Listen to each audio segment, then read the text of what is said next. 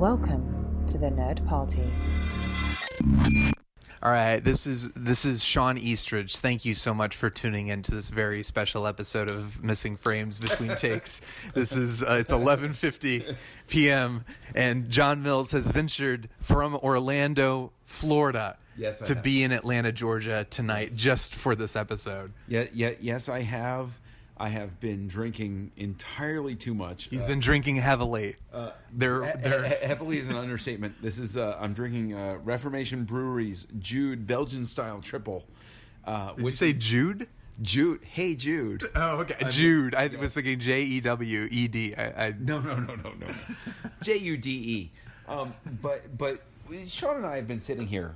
We've been chatting it up. It's DragonCon weekend, and it's just people are out. People are having these kinds of conversations in downtown Atlanta right now, and we're just here in my apartment, and we're just talking. And John realized, why aren't we recording this?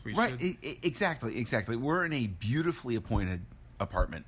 And what I want to do is I want to rewind the conversation a little bit, because one of the conspiracy theories that I have, and there are plenty of them. Just get after. We're on what number is this? What number? You don't even want to start on my conspiracy theory about who invented ink, but I will say that I have a pet conspiracy theory that one of the reasons Solo was released.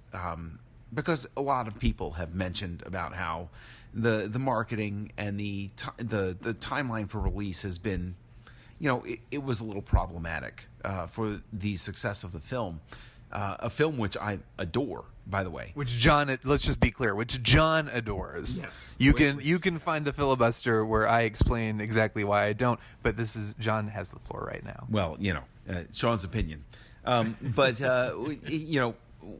what I have said is that they released it in such a way that it did not benefit Miller and Lord, and in fact acted to their financial detriment, and that spurred on a larger conversation.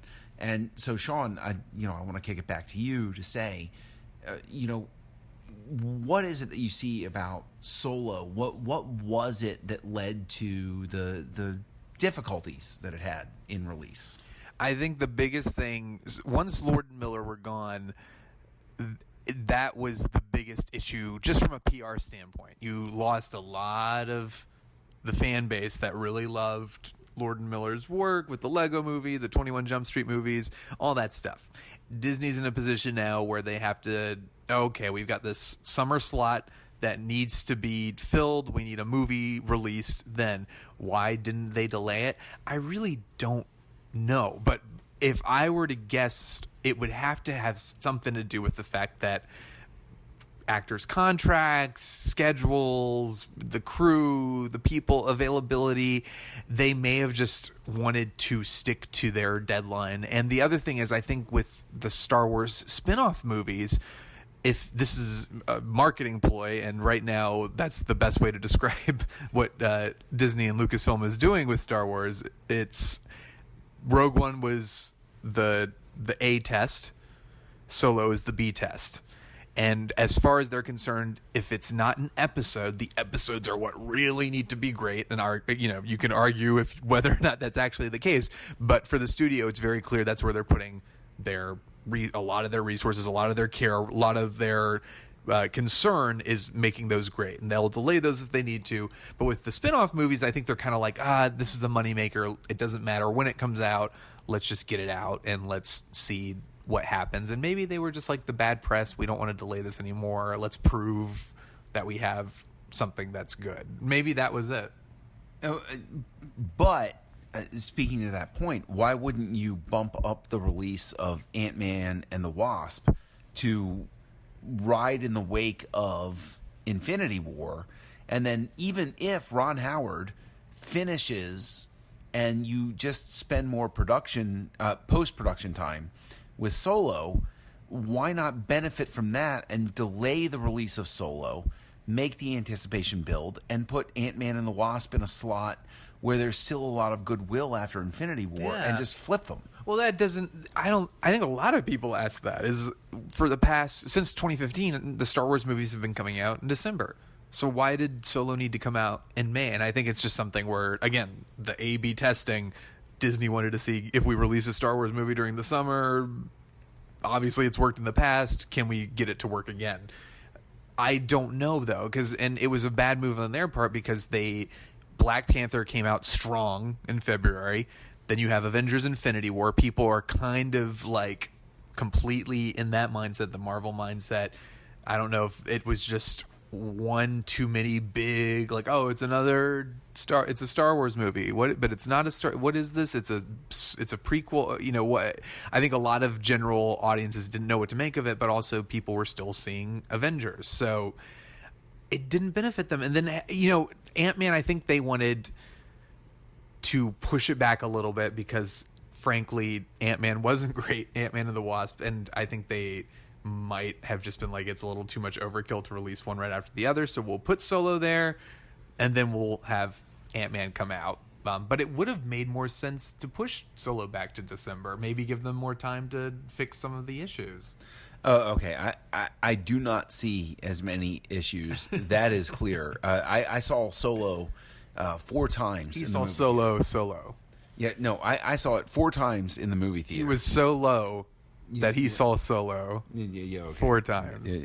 You throw something out reaching for that. But in all seriousness, right, as well, you look at, is it possible that with Solo and with Ant-Man and the Wasp, that we're seeing those first signs of fatigue that people have been, predicting for so long, simply because of the fact that Ant-Man and the Wasp actually made less than Solo and didn't do as well. Yeah. So do you see that possibly that these are canaries in the coal mine in terms of, people getting a little bit tired of the constant marketing ploys? I think so. My whole theory about Solo is that people they don't realize it, but they don't want Star Wars spin-off movies. They want Star Wars to be the big epic stories that they've always been. When a Star Wars movie comes out, even if you want to argue against the prequels, in my opinion, I might not like them, but they did tell a singular story. It was epic. There were big stakes. It was good versus evil, the fate of the galaxy, all that stuff.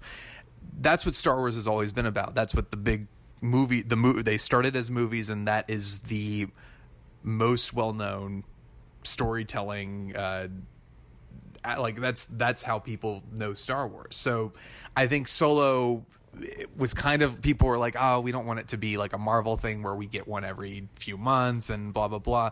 With Marvel, they kind of paved the way for themselves doing that. And people have been more forgiving about it. I think with Ant-Man and the Wasp, Ant-Man was kind of positioned to be a palate cleanser after Infinity War. But the problem is we've gotten to the point with Marvel now that Marvel keeps raising the bar for itself. It keeps pushing the story forward in a way. And something like Ant-Man comes out and people are like, no, I don't want to see Ant-Man. I want to see what happens next in the big story. I think it's the same thing with Star Wars, where people are like, I want to see what happens next in the big story. I don't care about the side characters. They both kind of fall into that same area where it might not be the burning out of Star Wars. It might not be the burning out of Marvel, but maybe the burning out of these little side movies where people feel like with the Marvel Cinematic Universe, really their entire storyline, their big storyline has been pushed forward by the Captain America movies, the Avenger movies, a little bit of Iron Man, but for the most part, that's it. So you have something big like Infinity War, you have something like Black Panther that, was a complete revolution and people love that movie. And then you have something like Ant-Man come out and people are kind of like, I don't care. Like, I want to go back. I want to see the story. I want to know what happens next. So what do you think of the idea that maybe the title, Solo, a Star Wars story, is part of the hard sell? Do you think, I still think, going back to the Brian Daley novels, Han Solo's Revenge, Han Solo and the Lost Legacy, those sorts of things, those are fun titles where you see it and you get intrigued. Do you think that the titling of Solo, a Star Wars story, was part of the problem? Yeah, I think it's it's a dumb title. I think people immediately were turned off already by a Han Solo origin story. I think there's a big problem with people not being able to disconnect Harrison Ford from the role, and understandably. So I think a lot of people were skeptical about that, and having the movie with the title as bland as Solo, a Star Wars story, I think was just kind of like, okay, great. You know, Rogue One. Oh, what's Rogue One? What does that mean? And then you have the mystery of like, oh, the Death Star plans. There's something epic going on here, where it's kind of like with Solo, someone who's skeptical about it, that title is not going to do anything to sell them on it. I think that's part of it. I think really it's just the issue of people are kind of saying we don't want everything to do the Marvel format, and we're even kind of getting tired of the Marvel format a little bit. I think with Ant-Man, the box office being lower isn't as much of a hit because Ant-Man, with Marvel producing so many movies, Ant-Man, the budget isn't as big. And Ant-Man was always a side character, a very small character anyway. But with Solo, I think it was perceived as such a letdown because of the fact that it's like, oh, it's Star Wars. And every Star Wars movie has only made $1 billion. You know, it's like always going to be in this range. So I think there was an easier story to spin there where it's like, oh, it's finally, they've dropped the ball and all that stuff. Whereas Ant-Man, it was a little bit more par for the course. So let me ask you something, and this is anecdotal. I know your reaction to Solo. I know my reaction to Solo.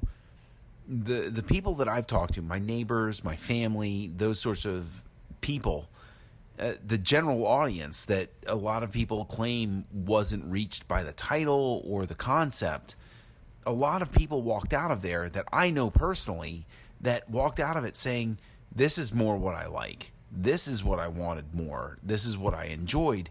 How do you answer that sort of situation where, from my point of view, I legitimately the Jedi are evil. Well, well, I have failed you, Anakin.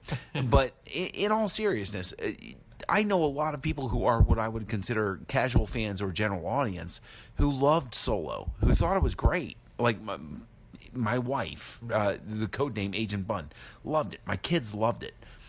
What's the disconnect here? What am I not seeing in terms of, you know, how they were trying to reach people? Why did this not connect with critics? This is going to sound pretentious and snobby because it kind of is, and it's also going to sound condescending, which I don't mean for it to be. Because you are all of those things. I'm condescending all the time. I don't think they're as demanding of an audience. Like I don't think we talk ad nauseum about the art of film and what makes a great movie and what the artistic value of films that the mainstream audiences are not going to appreciate or are not going to take to. Solo is not a very demanding film. It's passably entertaining. I have friends who liked it fine. They were like, oh yeah, I liked it fine. I had a very strong negative reaction to it that is probably extreme based on the actual product. But I think a lot of people were just like, oh yeah, it's fine. A general audience member is probably going to go into that and be like, yeah, I liked that. So to me, my thought process is, as a snobby film person, I look at that and say, well, that audience is not as demanding and not as discerning as someone as who's as much of an asshole as I am.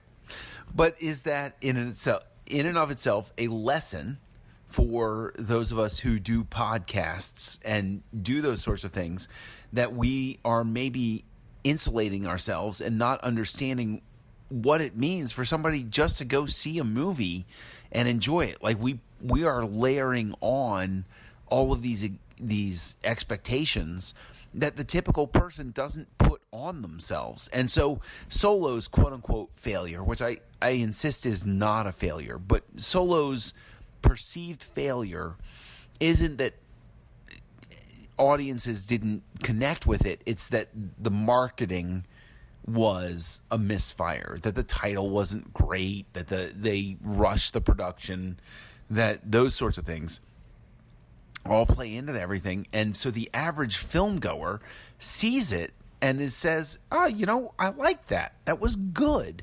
Even if they don't think it was great like I do, they think it was good, and so we've insulated ourselves in such a way. And further, we're all doing podcasts and we're all doing our shows, and it's just sort of like a feedback loop where we can't get out of it, and then it just supports its own conclusions. But at least we can talk to each other. You and I can sit here and talk about it and have a conversation. Although I hate each other. Yes, exactly. I am locking my door. That is extremely important, that Shawn fears for his life this evening. I do, and that is the truth. But I think the big thing is there's always going to be, how am I, a nerdy, insecure film lover, going to make myself feel superior to others? This is it. This is all I have. This is what I need. I when it all comes down to it, that's what it's all about. And all 17 people who listen to this will agree with me. I think that's part of it. I think also there are people who study the art form and are more appreciative of the things that make a great movie great. And there's a need, I think, there is a need sometimes to say, oh, but it's just fun entertainment. I don't know. In a lot of cases, I see the entertainment that is appealing to the masses, like, say, Toy Story, like a Pixar movie or something like that, where it's like, oh, this appeals to everybody, and I understand why. It's wonderful, it's heartfelt, it's great. And then something where people are like, I liked it, and I watch it and I hate it. Like the first Transformers movie is a good example. Do you think, as a final question here, do you think that the problem stems from the fact that Lucas himself created... I think that's what the problem stems from. Lucas himself. Yeah. But created an expectation for the film nerd that isn't attainable. Like, even he, ironically, even he would look at something and say, why are you so worked up? It's just a movie. Yeah. But at the same time, he created this expectation of, like, I'm looking for Kurosawa. He created, created the monster. That's the problem. I think at the end of the day, Star Wars, I've always said this, there's a part of me that wishes it was just a trilogy, like that they just left it alone, because once you start making more and more and more of them, it dilutes the effectiveness of the original story. And to me, it's partly why I can't get into television a lot of times. TV will go on past the point that they should have stopped telling their story. There's great television that doesn't. Breaking Bad is a great example of a recent show that knew exactly when to stop. But even that has Better Call Saul, which is fine, but I haven't really gotten into it as much as Breaking Bad. To be honest, Better Call Saul is a masterwork of its own right. I adore that series. I do like, and that's not meant to be like, oh yeah, that shows. It shows they had to keep going. Better Call Saul is actually very strong in its own right, like John's saying. But I think the problem is a lot of times with these movies, it's franchise. It's keeping the money flowing. It's how are we going to pay the bills, as opposed to storytelling. When George Lucas made Star Wars, he had a genuine passion. He wanted to do an homage to Flash Gordon. He wanted to take all these things he'd loved as a kid and kind of instill them and do a new kind of storytelling. There wasn't any thought process of how is this going to sustain an empire? How is this going to sustain an industry? How is this going to change everything? It was just a movie. And then they did the other two, and that was that. And the problem is now the demand for it is so high, and no matter what, people are just going to have to accept it's never going to be as good as the originals, because you can't replace that. You can't replace growing up with something that you've loved as a kid with a new movie that you saw in theaters. It will never hold a candle. To go into a movie like Episode 7 or Solo or Episode 8 and say, oh, it's not as good as the first. It's like, well, of course not, because that movie came out in a landscape where nothing like it existed, and it was a genuine storytelling effort. These new ones can only be riffs on the story that was already told. So, to me, that's the problem. It's not so much a storytelling venture as it is a means to make more money. And by story that was originally told, you mean, of course, the original 6 Star Wars movies and the Clone Wars TV series. Sure. Sure. Yeah. Jerk face. Is that how long have we? This is it's 20 minutes. I feel like we've been talking for much longer. I feel like the audience is probably feeling like we've been talking for much longer. I feel like they feel like it's been 40 minutes. But this has been a Missing Frames that is a Missing Frames production, a production of Reformation Brewery. But on top of that, an example of how two people who have differing viewpoints can actually have a reasoned, calm conversation and remain friends at the end. But will, in fact, be locking their doors tonight. I would advise that.